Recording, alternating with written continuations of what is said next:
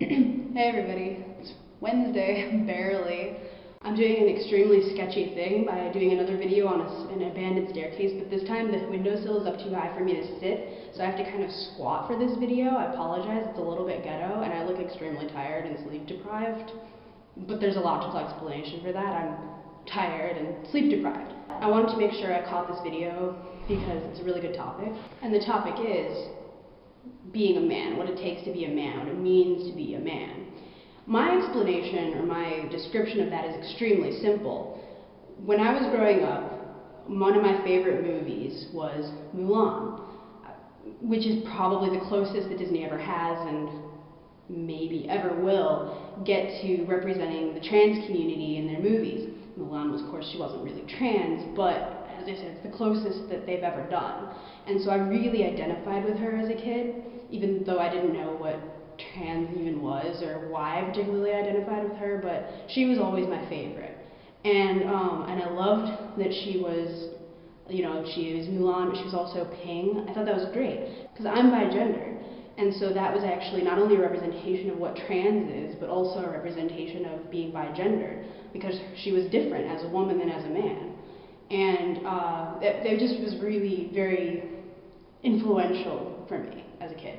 So yeah, that's basically the framework of what I'm going to say. And I know that sounds really silly to use Mulan as a framework for what it means to be a man, and it makes it sound like I'm joking, but I mean, it is serious for me, or it was one of my favorite movies as a kid, but it also is sort of a lighter approach to the topic, because I feel like since gender is something that society has constructed, that in and of itself is sort of silly, and so I feel like there is no real description of what it means to be a man, or to be a woman, or whatever. It should just be like what it means to be you, but society needed to simplify things and say, oh, well, this is what it means to be a woman, and this is what it means to be a man, and if you don't conform to that, then clearly there's something wrong with you. In Mulan, there's a scene where she's going to boot camp, and during the boot camp scene, and she's as a man, and in the boot camp scene, they do this song called I'll Make a Man Out of You, and it's essentially a list of, like, a checklist of what attributes and qualities you need to have in order to be a man, and they are thus: you need to be swift as a coursing river, with all the force of a great typhoon, with all the strength of a raging fire, and you have to be mysterious as the dark side of the moon. That's the main refrain, but there's also, the other one is, you tranquil as a forest, but on fire within. That's actually my favorite one, even though it's not the famous little refrain, but, and I think those are all things that are, like, clearly attainable. I can be tranquil, but still be passionate, and I am both of those things. And I could train to be swift. I don't know if I'd be swift as a coursing river, that would be sort of a far off goal, but I could be fast. I could have strength, these are things I can do. So clearly, under those constraints, I could be a man just as much as anybody else.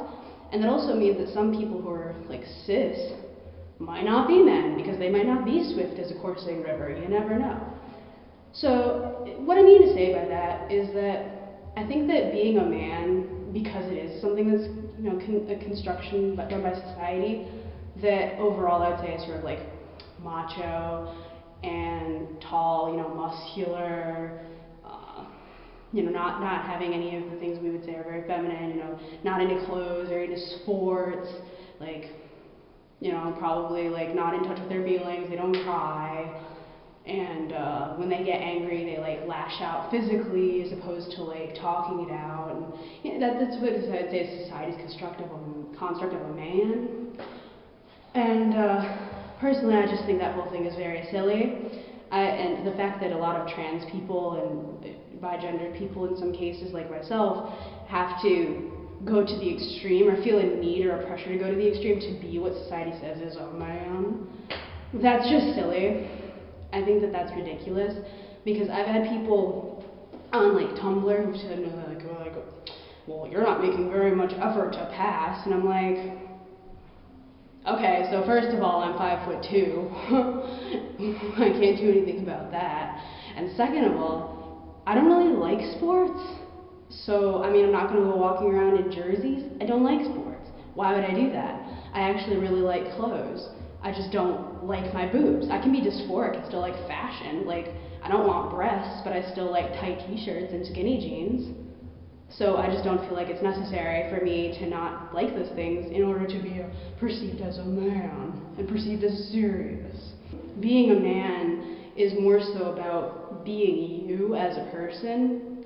It's not like, just take man out of there. No, don't worry about that. Being a man is just this abstract concept. What you should be working for is all the things it says in the song are good things. So like, you should be trying to, be tranquil but be passionate, and to be swift and to be strong, and these things. These are good attributes to have.